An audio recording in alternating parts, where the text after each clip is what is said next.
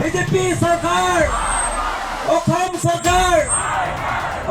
চৰকাৰ শিক্ষা দিবই লাগিব আমাক অধিকাৰ লাগিবই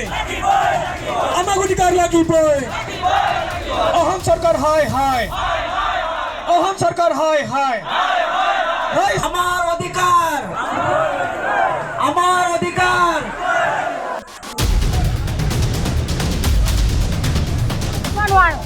আমি ইমান কষ্টত এই জেগাত আমি ভুগি মৰি আছো। আজি তেওঁলোকে আহি ইয়াত আমাৰ লগত টোপনি ক্ষতি কৰা নাই। আমি টোপনি ক্ষতি কৰি এই মাটি দখল কৰিছো। এই দখলত আমি থাকিবলৈ পোৱা নাই। সেই খাতে আমাক ভৱিষ্যতে লাগিব। লাগিলেহে আমি ভোটত আমি জয়যুক্ত কৰিব পাৰিম। এনেকৈ আমি কৰিব নোৱাৰো। শেষ প্ৰতিবাদ বুলিয়ে ধৰিব পাৰিব। আমি ৰঙাজান ৰাইজে আৰু উন্নয়ন সমিতি হয় বাৰে বাৰে আমি প্ৰতিবেদন স্মাৰক পত্ৰ জিলা উপায়ুক্তক দি আহিছোঁ, MP মহোদয়ক দি আহিছোঁ আৰু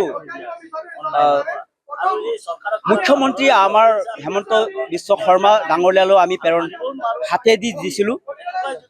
বিষয়টো সেইটোৱে আছিলে যে ৰঙাজান ৰিজাৰ্ভ এখন ৰাজহ গাঁও, যিটো 65 চনৰ পৰাই ইয়াত মানুহ ভোগ দখল কৰি বহা আমি লোকসকল, আমি পেৰাচুটৰ পৰা নামি অহা নহয়। আমি ইয়াত জন্মগত ইয়াতে আমাৰ পূৰ্বপুৰুষসকলে জংঘল হাবি বন কাটি ইয়াত দখল কৰা মাটি চৰকাৰে বিগত সময়ত আমাক পটা দিছিল, মেদি পটা দিছিল, কৰি দিছিল, আবণ্টন দিছিল, ভালেকে আমি চলি আছিলোঁ। 1971 চনৰ পৰা 72 চনৰ পৰা ইয়াত মেদি চৰকাৰে আবণ্টন মাটি দি আমি খজনা দি কৰ দি আহিছোঁ। 26লৈকে এই বৰ্তমানলৈকে আমি দি আহিছোঁ। কিন্তু আমি হঠাৎ আমি গম পালোঁ আমাৰ ৰঙাজান ৰিজাৰ্ভ গাঁওখন একচিটিয়াকৈ মেপৰ পৰা আঁতৰাই দিয়াত আমি অস্তম্ভিত হৈছোঁ। 1947 চনৰ 15 আগষ্ট ভাৰত স্বাধীন হোৱাৰ পাছৰে পৰা আমি ইয়াত মিচিংসকলে, গোৰ্খাসকলে আমি ইয়াত দাও লৈ আমি হাবি কাটি জংঘল চাফা কৰি আমি ইয়াত বসবাস কৰি আছো।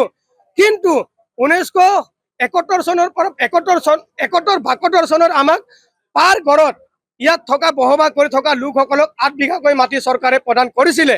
কিন্তু অতি লক্ষণীয় বিষয়, এতিয়া আমাক এই চৰকাৰখনে কি কৰিছে, অনলাইন থ্ৰু দি আমাৰ মানে পট্টাবিলাক কৰ্তন কৰি আছে। গতিকে আজি আমি ৰঙাজান উন্নয়ন committee, Takam Mising Porin Kebang Gorkha student union আৰু সমূহ ৰাইজৰ সহযোগিতাত আমি আজি ৰাজপথত ওলাই আহিবলগীয়া হৈছোঁ। কাৰণ যে আমাৰ ভূমিপটা আমাৰ ভূমিপটা কিয় কৰ্তন কৰিব? কাৰণ আমি পেৰাচুটৰ লেণ্ডিং হোৱা নাই। আমি পেৰাচুটৰ লেণ্ডিং হৈ কিনে আমি ইয়াত থকা মানুহ নহয়। আমি আজি অসমৰ দ্বিতীয় বৃহৎ জনজাতি আমি মিচিংসকলে আজি অনাগত দিনৰ পৰা আমি জংঘল কাটি আমি আছো ইয়াত। গতিকে অসম অৰুণাচল একেবাৰে নিশ্চয় সীমান্তত আপোনালোকে গম পাইছে, ৰঙাজান ৰিজাৰ্ভ ঘোলাচলী দীপাবচি, ইয়াত যথেষ্টখিনি আমাৰ সমস্যা আহি থাকে। অৰুণাচল ৰাজ্য চৰকাৰে এইখন আজি তাৰিখলৈকে লৈ যাবলৈ বিচাৰি আছে। কিন্তু আমি ইয়াত দাও কুটাৰি লৈ আমি জংঘল কাটি চাফা কৰি আমাৰ তেজেৰে ত্যাগ কৰাৰ কাৰণে আমি ইয়াত বসবাস কৰি আছো। আৰু কোনো প্ৰকাৰে চৰকাৰে আমাক কৰ্তন কৰিব নোৱাৰিব।